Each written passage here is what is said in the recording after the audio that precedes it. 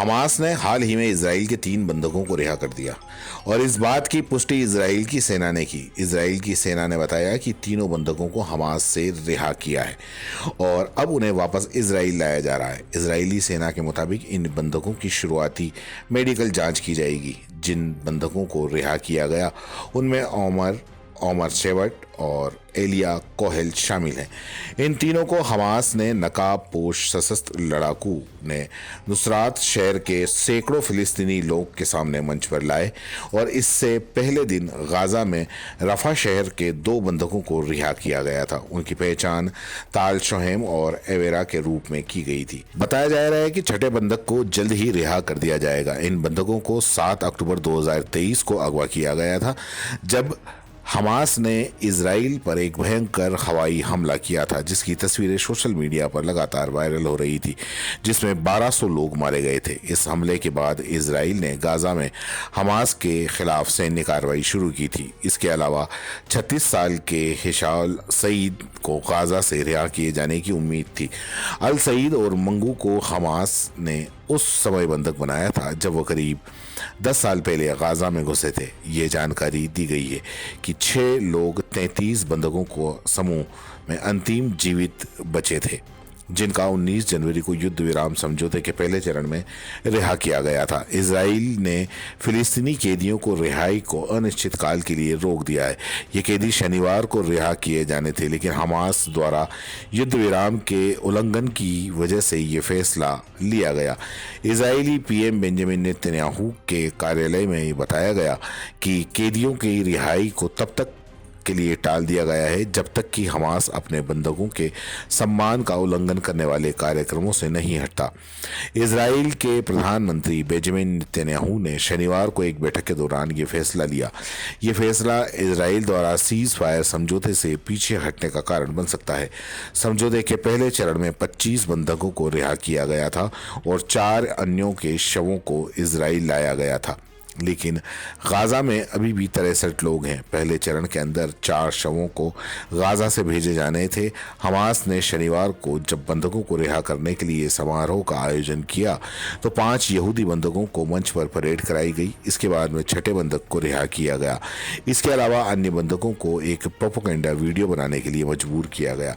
Israel और Hamas के बीच हुए समझौते के तहत बंधकों की रिहाई हो रही है। हाल ही में हमास ने 3 इजरायली बंधकों को रिहा किया। इन बंधकों में पहले बाहर लाया गया और फिर इनकी परेड कराई गई। इन्हें रेड क्रॉस के अधिकारियों को सौंपे जाने से पहले प्रमाण पत्र दिखाने को कहा गया। रिहा किए गए बंधकों में से एक उमर है, जो अपनी रिहाई की खुशी में एक अलग ही तरीके से उसने व्यक्त की। उनकी तस्वीरें लगातार सोशल मीडिया पर वायरल हो रही हैं। उन्होंने पहले हमास के लड़ाकों से हाथ मिलाया और फिर भावुक होकर उनके माथे को चूम लिया। ये तस्वीरें कैमरे में कैद हो गई और सोशल मीडिया पर वायरल हो गई। टाइम्स ऑफ इजराइल के मुताबिक उमर के पिता मल्की शेफ टॉव ने कहा कि उनके बेटे का खुशनुमा व्यवहार उनकी सकारात्मक सोच को दर्शाता है। उन्होंने चैनल को बताया कि वीडियो कॉल में उसने बताया कि उनका बेटा दुबला पतला जरूर है, लेकिन वो हमेशा खुश रहता है और दुनिया का सबसे सकारात्मक व्यक्ति है। इजरायली सेना ने बताया कि रिहा किए गए बंधक ओमर शेव टॉव, एलिया कोहेन और ओमर वेंकेट ने हमास की कैद में 505 दिन बिताए। अब वो इजराइल लौट चुके हैं और उनके शारीरिक और मानसिक स्वास्थ्य का परीक्षण किया जा रहा है, यानी कि उनका मेडिकल टेस्ट किया जा रहा है। इस तरह हमास द्वारा इजरायली बंधकों की रिहाई और उसके बाद में होने वाले घटनाक्रम में एक नई दिशा में युद्ध विराम समझौते को प्रभावित किया है।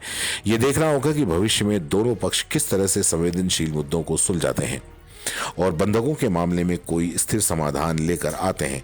इजराइल के प्रधानमंत्री बेंजामिन नेतन्याहू ने शनिवार को एक बैठक बुलाई, जिसमें उन्होंने कई अहम फैसले किए। ये फैसला इजराइल द्वारा युद्ध विराम समझौते से पीछे हटने का कारण बन सकता है।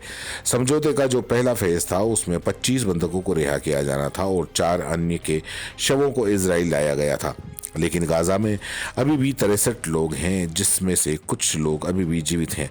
हमास ने शनिवार को जब बंधकों को रिहा करने के लिए समारोह आयोजित किया तो 5 यहूदी बंधकों को मंच पर परेड कराई, जिसके बाद बेंजामिन नेतन्याहू का गुस्सा भी देखा गया। लेकिन हाल ही में इजरायली फिलिस्तीनी कैदियों की रिहाई को अनिश्चित काल के लिए रोक दिया गया है। ये कैदी शनिवार को रिहा किए जाने थे, लेकिन हमास द्वारा युद्ध विराम के कई उल्लंघन किए गए, जैसा इसराइल ने दावा किया है। और उसी वजह से इसराइल पीएम ने फैसला किया कि उन्होंने ये फैसला लिया कि जब वो रिहाई है और कैदियों की, जो फिलिस्तीनी कैदियों की रिहाई है, वो रोक दी गई है। अब ये कब दोबारा शुरू होती है, कब अभी किसी को पता नहीं है। प्रधानमंत्री बेंजामिन नेतन्याहू के कार्यालय ने बताया कि कैदियों की रिहाई को तब तक के लिए टाल दिया जब तक कि हमास अपने बंधकों के सम्मान का उल्लंघन करने वाले कार्यक्रम नहीं हटाता।